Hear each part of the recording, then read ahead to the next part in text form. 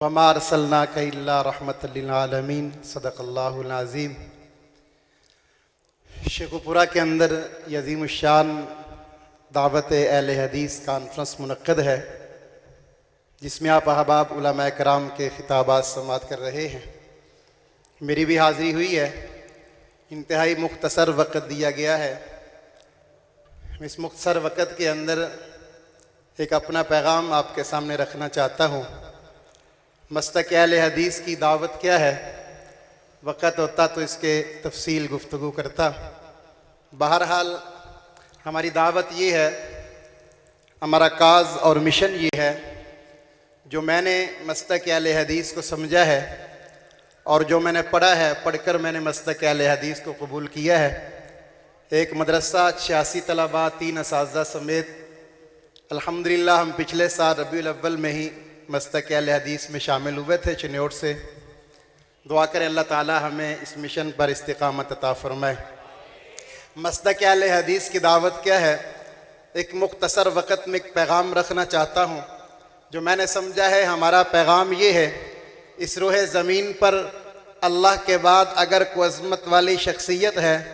اگر کوئی مقام و مرتبے والی شخصیت ہے، اگر کوئی عزت و عظمت کا مالک ہے، تو وہ ایک ہستی ہے جسے جناب محمد مصطفیٰ کہتے ہیں صلی اللہ علیہ وآلہ وسلم۔ مسند دارمی کی روایت ہے، نبی کریم صلی اللہ علیہ وسلم ارشاد فرماتے ہیں، ایک روز میں وادی بطحا میں آرام کر رہا تھا، میری آنکھیں سوئی تھی اور دل جاگ رہا تھا۔ آسمان سے 2 فرشتے زمین پر اترے، ایک میرے پاس ٹھہرا اور دوسرا دامن آسمان کے اندر محو پرواز رہا۔ اس نے کہا، اس فرشتے سے پوچھا، ہوا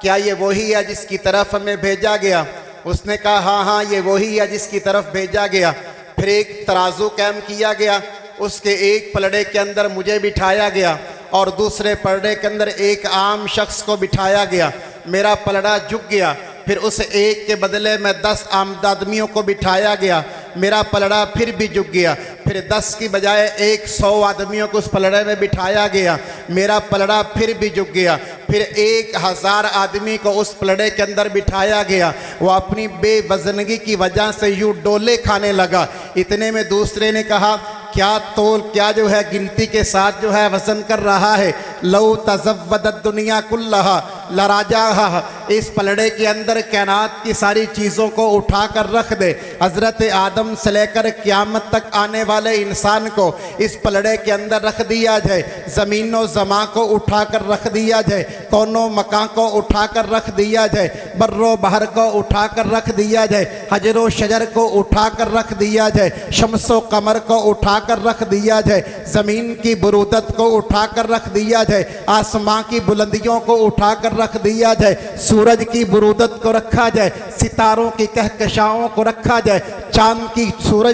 کی روشنی کو رکھا جائے، اس کائنات کی ہر چیز کو اٹھا کر مشرق و مغرب، شمال اور جنوب کو اٹھا کر اس پلڑے کے اندر رکھا جائے، اور دوسرے پلڑے کے اندر لراجعہا، اس ایک محمد کو رکھا جائے۔ کون محمد ہے؟ اس کی تعریف کیا ہے؟ اس کی حمد و ثنا کیا ہے؟ اس کا تعارف کیا ہے؟ اس کا مقام و مرتبہ کیا ہے؟ اس کی عزت و عظمت کیا ہے؟ اس کی شوکت و رسالت کیا ہے؟ اس کی نبوت و بلندی کیا ہے؟ وہ صبح ربیع کی سحر کا اجالا، وہ جس کو بہاروں نے صدیوں میں پالا، جسے حق نے خود آپ سانچے میں ڈالا، وہ جس نے گناہوں سے ہم کو نکالا، وہ برکت کا پرتو، وہ رحمت کا چھاوا، وہ آدم تا عیسیٰ سبھی کا حوالہ، فلک چاند سورج ستارے گواہ، زمین کے حسین سب نظارے گواہ، وہ آیا ہے جس نے جہاں کو سنبھالا، حسن کی نزاکت تو منگوں کی مالا، وہ ہر نوری بشری سے بہتر و بالا، کوئی سمجھے تو اسے ہوش والا، وہ ہر معجزے میں نبیوں سے بالا،